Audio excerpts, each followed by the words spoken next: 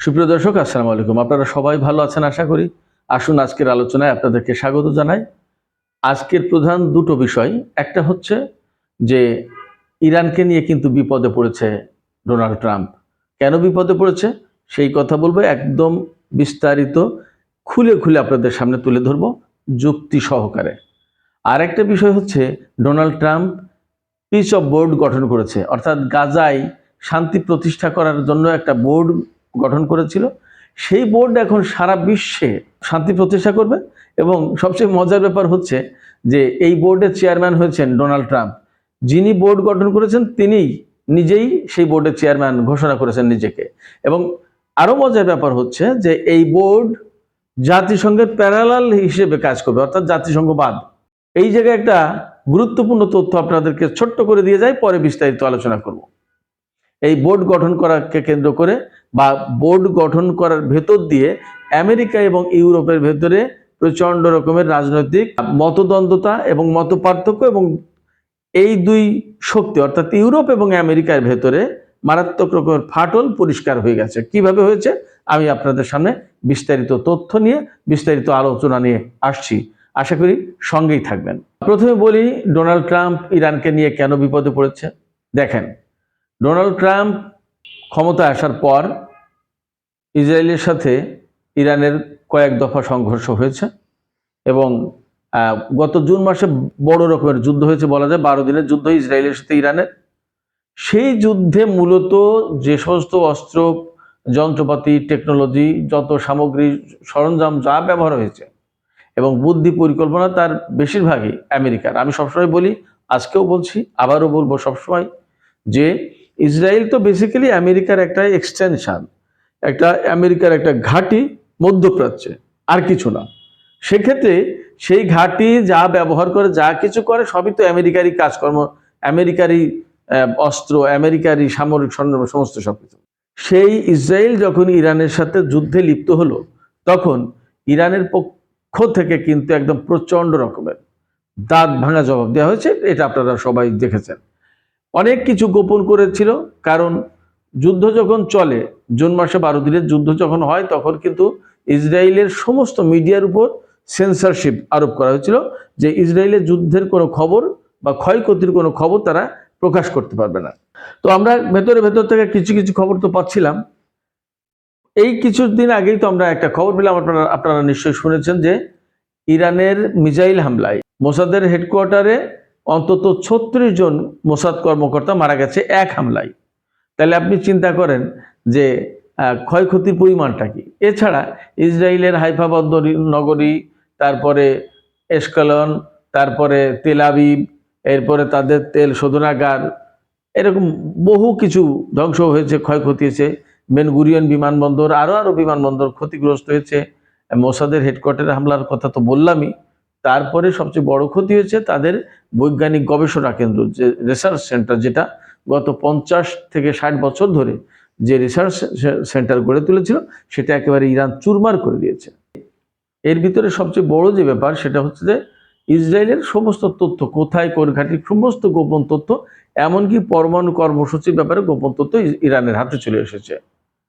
তো এই সমস্ত ঘটনার পরে ইসরায়েলের অস্তিত্ব এবং ইসরায়েলের অবস্থান কিন্তু ভীষণভাবে ঝুঁকির মুখে ঠুনকো, এবং ইরানের কারণেই ইসরায়েলের অস্তিত্ব এখন বিরাটভাবে হুমকির মুখে, ঝুঁকির মুখে। আচ্ছা, এখানে আমেরিকা বিপদে কেন? আমেরিকা বিপদে এই কারণে যে আমেরিকা কিন্তু ইসরায়েলকে দিয়ে মধ্যপ্রাচ্যে তার স্বার্থ সুবিধা আদায় করার ব্যবস্থা করে। যেহেতু এটা ঘাঁটি, এই ঘাঁটি ব্যবহার করে আমেরিকা মূলত তারই স্বার্থ উদ্ধার করে, তার স্বার্থ রক্ষা করে। এখন ইসরায়েল যখন একেবারেই পারছিল না, তখনই কিন্তু আমেরিকা এসে ইরানের উপরে B-2 স্পিরিট বোমারু বিমান দিয়ে ইরানের পরমাণু স্থাপনার উপর হামলা চালিয়ে মূলত ইরানকে এই মেসেজ দিতে চেয়েছিল যে ইরান মোটেই আমেরিকা থেকে নিরাপদ নয়। অর্থাৎ ইরান যদি কথা না শোনে, ইরান যদি ইসরায়েলের বিরুদ্ধে এইভাবে হামলা চালায়, তাহলে আমেরিকা ইরানের উপর হামলা চালায় এবং ইরানকে পৃথিবীর মানচিত্র থেকে মুছে দেবে, এই মেসেজ দিতে চেয়েছিল। কিন্তু দেখা গেল যে ইরান ওই মেসেজ তো রিসিভ করলোই না, বরং কাতারের যে ঘাঁটি থেকে ইরানের উপর হামলা করেছিল ইরান সেই ঘাঁটির উপর হামলা করলো এবং তার টোটাল কমিউনিকেশন সেন্টারটা একেবারে তছনছ করে দিল। তার আগে ইরাকের আইন আল আসাদ ঘাঁটিতে 2020 সালে হামলা করেছিল, 8ই জানুয়ারি, আপনারা সবাই জানেন সেটা। এবং এরবিলের আর একটা ঘাঁটিতে হামলা করেছিল এবং ওই ঘাঁটি দুটো একেবারে তছনছ করে দিয়েছিল। তার আগে পারস্য উপসাগরের আকাশ থেকে আমেরিকার সবচেয়ে গুরুত্বপূর্ণ গ্লোবাল হক স্টেলথ ড্রোন, সেটা ইরান ভূপাতিত করেছিল একটা মিসাইল দিয়ে, সিঙ্গেল মিসাইল দিয়ে। এবং ইরানের নিজস্ব প্রযুক্তিতে তৈরি করা পোজদায় খোরদাদ বা 15 এই ক্ষেপণাস্ত্র প্রতিরক্ষা ব্যবস্থা করে, তার চেয়ে কিন্তু পাওয়ারফুল ববার ক্ষেপণাস্ত্র প্রতিরক্ষা ব্যবস্থা।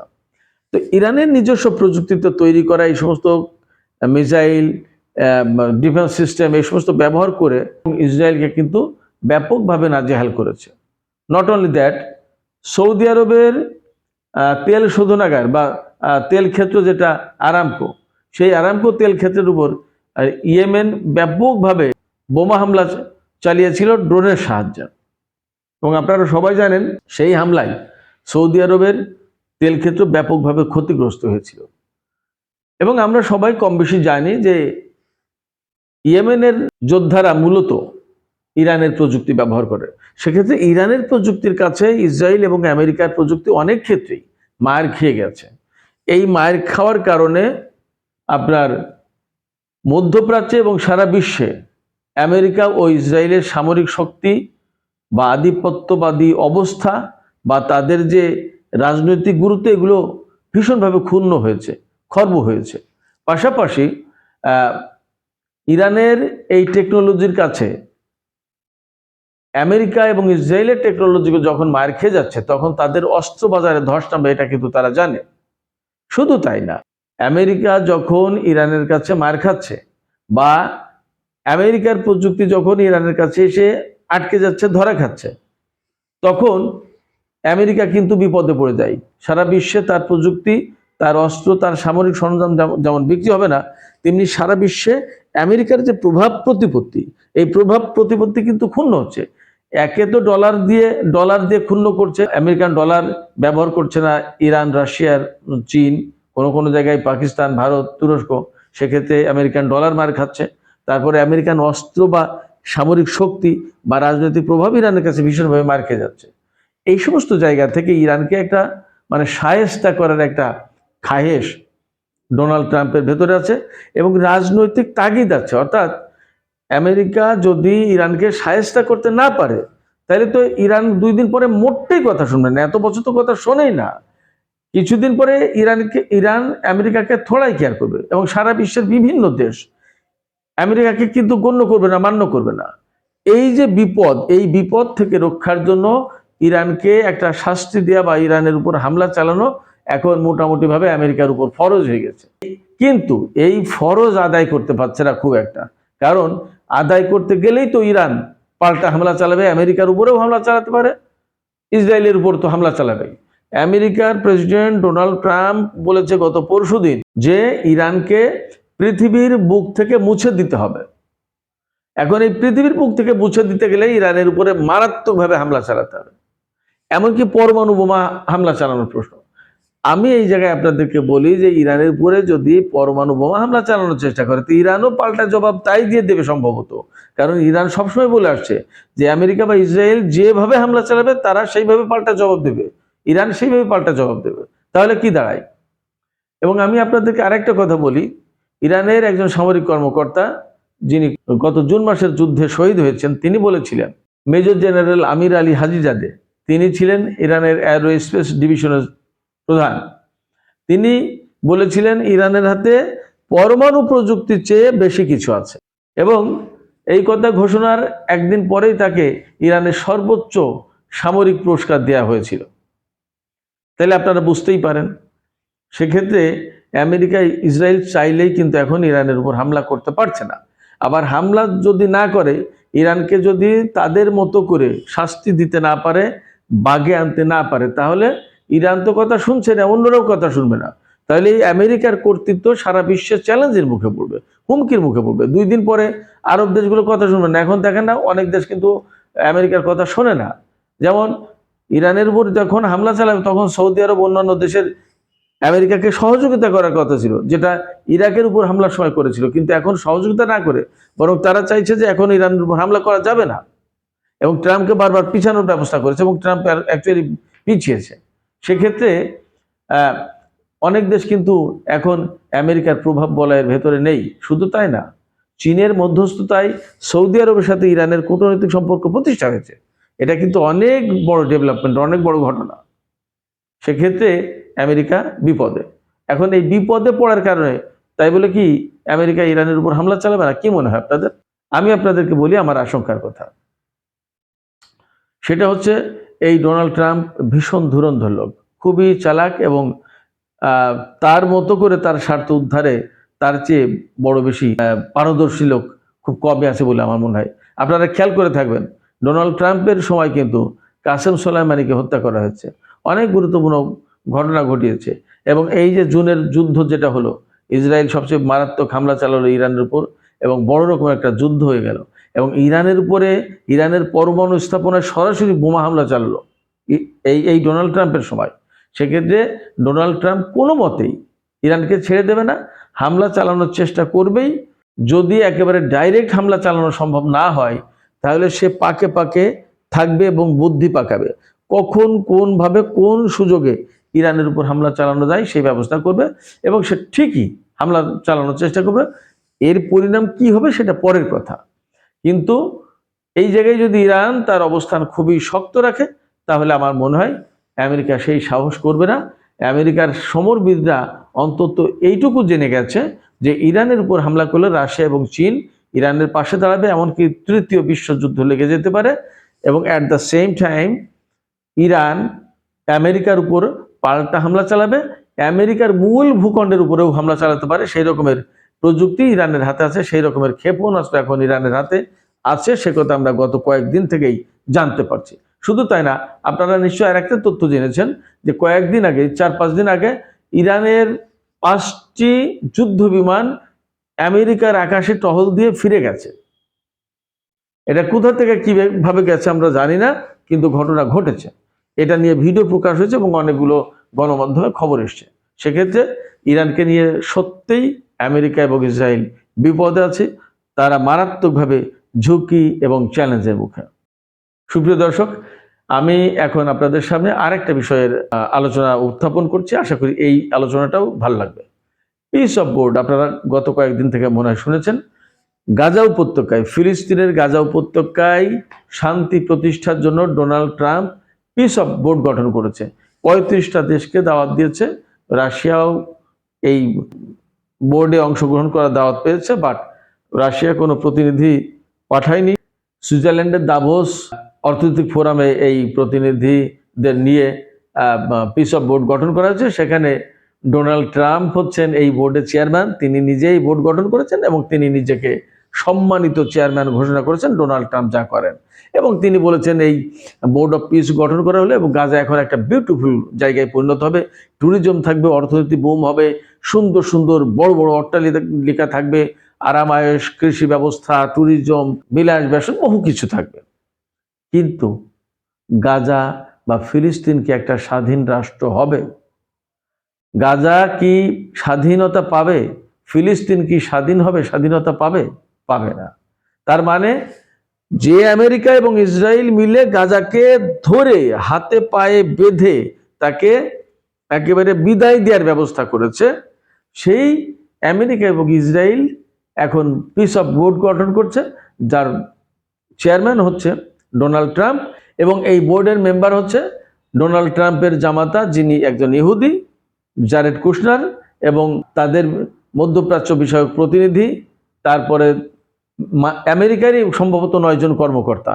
এরপরে এই বোর্ডে যোগ দিয়েছে পাকিস্তান, তুরস্ক, সৌদি আরব, সংযুক্ত আরব আমিরাত, কাতার, বাহরাইন, তারপরে আপনার Kazakhstan, Uzbekistan, Armenia, Azerbaijan, Bulgaria, Hungary, এরপরে আপনার আর্জেন্টিনা, আর্মেনিয়া, মরক্কো, মিশর, এরকম অনেকগুলো দেশ, ইন্দোনেশিয়া, এ সমস্ত দেশ আছে। আরেকটা কথা আপনাদেরকে বলি, এই বোর্ডের মেম্বার হতে হলে $100 কোটি ডোনেট করতে হবে, জমা দিতে হবে। এবং বোর্ডের মেম্বার থাকবে মাত্র 3 বছরের জন্য, আর ডোনাল্ড ট্রাম্প থাকবে আজীবনের জন্য চেয়ারম্যান। যতদিন তিনি বেঁচে আছেন এই চেয়ারম্যান থাকবেন তিনি। এবং তিনি বলেছেন এটা জাতিসংঘের বিকল্প হিসেবে কাজ করবে, তার মানে জাতিসংঘের কোনো খবরদারি থাকবে না, তার মানে মাতব্বরিটা ডোনাল্ড ট্রাম্পের হাতে সবসময় থাকবে। আমেরিকার প্রেসিডেন্ট যেই হোক না কেন ডোনাল্ড ট্রাম্পের চেয়ারম্যান, আপনারা সিস্টেম বোঝেন। এবং টনি ব্লেয়ার এই বোর্ডের মেম্বার, টনি ব্লেয়ারকে করা হয়েছে। টনি ব্লেয়ার হচ্ছেন কে, যে মিথ্যা কথা বলে ইরাকে যুদ্ধ শুরু করেছিল জর্জ বুশের সাথে, যে ইরাকটাকে ধ্বংস করে দিয়েছে। তো সেই ক্ষেত্রে আপনারা বুঝতেই পারেন যে এই পিস অফ বোর্ড কি হতে যাচ্ছে। এবং এখানে যে সমস্ত মুসলিম দেশ যুক্ত হয়েছে তাদের বেসিক্যালি কোনো কর্তৃত্ব থাকবে না, তাদের কোনো খুব বেশি একটা থাকবে না। তারা নাম কষ্টে থাকবে, যাবে, সই করবে, 3 বছর পরে সদস্য পদ শেষ, আবার রিনিউ করতে হবে। এবং কোন শর্তে, আবার যদি বলে যে আবার টাকা দিতে হবে, তাহলে সেটা তাই করতে বাধ্য হবে। এবং ডোনাল্ড ট্রাম্প যা বলবে, ডোনাল্ড ট্রাম্প যা করবে সেটাই তো ফাইনাল। আরেকটা কথা বলি, আপনারা নিশ্চয়ই জানেন যে ডোনাল্ড ট্রাম্প কিন্তু বড় ব্যবসায়ী। টাকা কিভাবে আদায় করতে হবে এবং টাকা কিভাবে ইনভেস্ট করতে হবে এবং টাকাকে কিভাবে লাভজনক পর্যায়ে নিয়ে যাওয়া যায় সেটা খুব ভালো জানে। অতএব এই বোর্ড অফ পিস যেটা করা হলো সেটা শুধু গাজার জন্য না, সারা বিশ্বে শান্তি প্রতিষ্ঠার জন্য। এখানে আরেকটা মজার কথা বলে থাকি, 3-4 দিন আগে ডোনাল্ড ট্রাম্প ঘোষণা করেছে, মনে আছে নিশ্চয় আপনাদের, যে তিনি একসময় শান্তি প্রতিষ্ঠার কথা বলতেন, কিন্তু কয়েকদিন আগে তিনি বললেন কি, যে আমাকে যখন নোবেল পুরস্কার দেয়া হয়নি তখন আমার জন্য এখন শান্তি প্রতিষ্ঠা বা শান্তির কথা বলা কোনো বাধ্যতামূলক কোনো কিছু না, এখন আমি যা খুশি তাই করতে পারি। তারপরে তিনি গ্রিনল্যান্ডে সামরিক অভিযান চালাতে চেয়েছিলেন, ভেনিজুয়েলার প্রেসিডেন্টকে তিনি অপহরণ করে আমেরিকায় নিয়ে গেছেন, কিউবায় সরকার পরিবর্তনের কথা বলছেন, ইরানের সরকার পরিবর্তনের কথা বলছেন, এবং ইরানের সর্বোচ্চ নেতাকে সরাসরি পৃথিবী থেকে বিদায় দেওয়ার কথা বলছেন, ইরানকে পৃথিবীর মানচিত্র থেকে মুছে ফেলার কথা বলছেন। তো এই যখন অবস্থা, এবং গাজায় যারা এতদিন স্বাধীনতাকামী যুদ্ধ করেছে তাদেরকে নিরস্ত্র করে, তাদেরকে পৃথিবী থেকে বিদায় দিয়ে এখন নিরস্ত্র করে গাজাকে ইসরায়েল এবং আমেরিকার কবজায় এনে পুরোপুরি একটা মেরুদণ্ডহীন ভূখণ্ড বানানোর চেষ্টা করছে। সেক্ষেত্রে গাজা ভূখণ্ডে, ফিলিস্তিনে এবং সারা বিশ্বে কতটুকু শান্তি প্রতিষ্ঠা হবে এবং এই পিস অফ বোর্ড, শান্তির পরিষদ কতটুকু শান্তি প্রতিষ্ঠার কাজে ভূমিকা রাখতে পারবে সেটা আগামী দিন বলে দেবে। তবে আমি আপাতত খুব একটা আশাবাদী হতে পারছি না, আমার ভরসা নেই। সুপ্রিয় দর্শক, আপনাদের কি মনে হয়? আপনারা কি ভরসা করছেন এই পিস অফ বোর্ড পৃথিবীতে বা গাজায় শান্তি প্রতিষ্ঠা করতে পারবে? এবং ডোনাল্ড ট্রাম্প আর নেতানিয়াহু যেখানে আছেন সেখানে থেকে তাদের মাধ্যমে বা তাদের নেতৃত্বাধীন বোর্ডের পক্ষে বিশ্বে স্বাধীনভাবে কাজ করা সম্ভব হবে? এবং আপনারা কি মনে করেন যে আরব দেশ বা মুসলিম যে সমস্ত দেশ এই বোর্ডে যুক্ত হয়েছে তারা মুসলিম বিশ্বের জন্য বা সারা বিশ্বের শান্তি প্রতিষ্ঠার জন্য কোনো ভূমিকা রাখতে পারবে? এছাড়া সর্বপ্রথম যে বিষয়টি আলোচনা করেছি সেই বিষয়েও একটা প্রশ্ন রাখি, যে ইরান নিয়ে আমি বলেছি আমেরিকা এবং ইসরায়েল সত্যি বিপদে, এবং তাদের নেতৃত্ব কর্তৃত্ব ইরানের জন্য ঝুঁকির মুখে, চ্যালেঞ্জের মুখে। আপনাদের কি মনে হয়? আপনারাও কি মনে করেন যে আমেরিকা এবং ইসরায়েলের নেতৃত্ব কর্তৃত্ব ইরানের জন্য ঝুঁকির মুখে? যদি মনে করেন আর নাই করেন, যাই করেন, এই বিষয়ে আপনারা মন্তব্য লিখতে পারেন, আপনাদের মতামত জানাতে পারেন। আর আবারও আমি আজকে বলবো, ভিডিও যদি ভালো লাগে, আমার আলোচনা যদি ভালো লাগে, লাইক কমেন্ট শেয়ার করবেন আর সাবস্ক্রাইব করে আমার পাশে থাকবেন। আপনাদের সবাইকে অনেক অনেক ধন্যবাদ। খোদা হাফেজ।